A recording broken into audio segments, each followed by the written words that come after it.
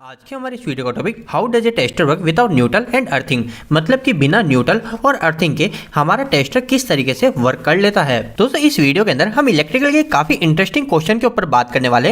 हो सकता है आपके मन में भी ये क्वेश्चन कई बार आया हो या फिर आपसे कई बार इसके बारे में इंटरव्यू में पूछा जा सकता है। आखिर यह क्वेश्चन किस तरीके से पूछा जाता है पहले वह मैं आपको बता देता हूँ। जैसे कि मान लीजिए एक हमारा ये लैंप है, कोई भी हमारा 100 वाट का लैंप है। अब इस लैंप को चलने के लिए हमें क्या चाहिए होता है, एक फेस चाहिए होता है और एक हमें साथ में इसको न्यूट्रल देना होता है। और जैसे ही हम इस लैंप को फेस और न्यूट्रल देते हैं तो हमारा यह लैंप ग्लो हो जाता है। लेकिन सेकंड केस में अगर हम इस टेस्टर की बात करते हैं तो इस टेस्टर के अंदर भी एक लैंप लगा रहता है। हम सभी को पता है कि नियॉन बल्ब लगा रहता है, नियॉन लैंप लगा रहता है। अब यह जो हमारा टेस्टर का लैंप होता है ये हमें क्या बताता है, ये हमें बताता है कि हमारे सर्किट में वोल्टेज है या नहीं। तो जैसे मैं हमारे इस टेस्टर को इस फेस टर्मिनल में डालता हूँ तो हमारा जो टेस्टर है टेस्टर ग्लो हो जाना चाहिए। तो अभी के केस में आप देख सकते हैं हमारे इस फेस में डालते ही हमारे टेस्टर ग्लो होने लग गया है। अब दोस्तों ऐसा हो जाने के बाद में आखिर हमारा सवाल कहाँ पैदा होता है, हमारा सवाल यह पैदा हो जाता है कि हमारा जो टेस्टर के अंदर का लैंप है ये लैंप हमारा आखिर किस तरीके से ग्लो हो रहा है। जैसे कि मान लीजिए हमारे इस टेस्टर को हमने फेस तो हमारे एक सॉकेट से दे दिया, ये हमारा सॉकेट है, इसके अंदर से हमारे इस टेस्टर को हमने फेस तो दे दिया और इसके बाद में हमने हमारे इस टेस्टर को यहाँ से इसके ऊपर वाले पॉइंट से हाथ लगाया और ऐसा होते ही हमारा टेस्टर ग्लो हो गया। तो अब यहाँ पर सवाल हमारा यह आ जाता है कि हमने इसको न्यूट्रल तो दिया नहीं फिर भी हमारा टेस्टर कैसे ग्लो हो गया। तो दोस्तों इस क्वेश्चन का आंसर तो आप में से अधिकतर लोग दे ही देंगे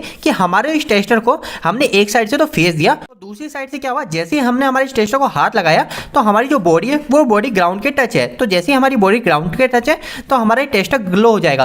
क्यों हो जाएगा, क्योंकि हमारा कोई भी लोड होता है वो हमारा एक फेस और एक अर्थ के साथ में भी चल जाता है। तो इसलिए हमारे जो टेस्टर के अंदर जो लैंप लग रहा है, नियॉन लैंप लग रहा है, इसको एक साइड से फेस मिल जाएगा और दूसरी साइड से हमारे इसको अर्थिंग मिल जाएगी। तो जैसे ही अर्थिंग मिलेगी तो हमारा ये टेस्टर ग्लो हो जाएगा।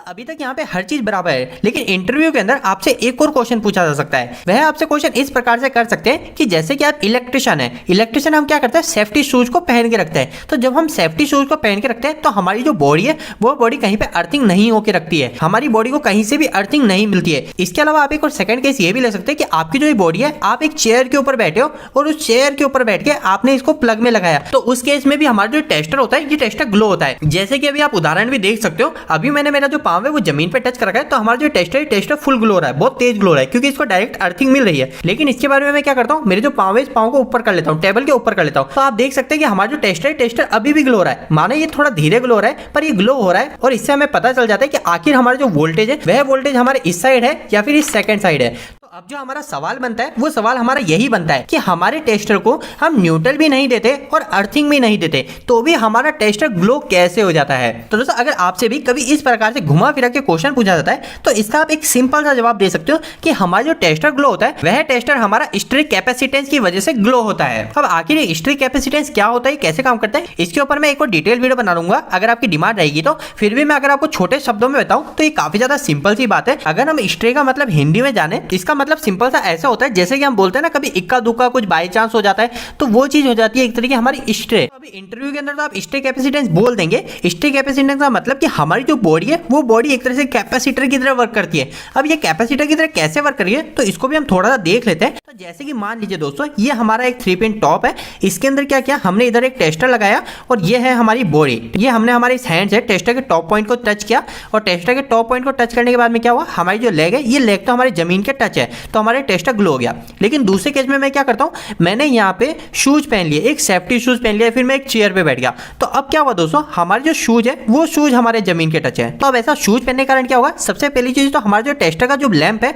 वो लैंप हमारा काफी धीमे ग्लो होने लग जाएगा, यानी इसको जो करंट है वो करंट प्रॉपर नहीं मिल रहा है। लेकिन हमारे सामने तो क्वेश्चन ये कि आखिर इसको थोड़ा सा भी करंट क्यों मिल रहा है। तो दोस्तों इसके पीछे का रीजन है कि हमारी जो बॉडी है यहाँ पे हमारी बॉडी कैपेसिटर की तरह बिहेव कर रही है। कैसे कर रही है, तो आपको पता होना चाहिए कि आखिर कैपेसिटर क्या होता है। कैपेसिटर बनाने के लिए हमारे पास में सिर्फ 2 प्लेट ऐसी होनी चाहिए जिसके अंदर हमारे करंट कैरिंग हो सकती है, जिसके अंदर हमारा करंट फ्लो हो सकता है। तो आप मान लीजिए एक ये प्लेट है और ये दूसरी प्लेट है, इसके अंदर भी हमारा करंट फ्लो हो रहा है और दूसरे के अंदर भी हमारा करंट फ्लो हो रहा है और इसके बीच में हम कुछ ऐसा इंसुलेटर रख देते हैं जिसके अंदर हमारा करंट काफी मुश्किल से फ्लो होता है। तो जब भी ऐसी कंडीशन में हो जाती है तो वही हमारा एक तरह का कैपेसिटर होता है। तो इस समय क्या हुआ, इस समय हमारी जो बॉडी है ये बॉडी भी हमारी एक तरह की कंडक्टर है और सेकंड चीज हमारी एक अर्थिंग भी हमारी गुड कंडक्टर है जिसके अंदर आसानी से करंट फ्लो हो जाता है। इस पहली प्लेट और इस दूसरी प्लेट, इन दोनों के बीच में क्या हो गया, एक हमारा इंसुलेटर आ गया जो कि हमारे सेफ्टी शूज हो गए। तो ऐसा होते ही हमारी जो कैपेसिटर है उस कैपेसिटर की कंडीशन फुलफिल हो गई और यहाँ पर हमारी जो बॉडी है वो बॉडी एक तरह से कैपेसिटर की तरह बिहेव करने लगे। और जब हमारी बॉडी कैपेसिटर की बिहेव करेगी तो यहाँ पर थोड़ा सा स्ट्रे कैपेसिटेंस भी पैदा हो जाएगा। स्ट्रे कैपेसिटेंस मैंने आपको बताया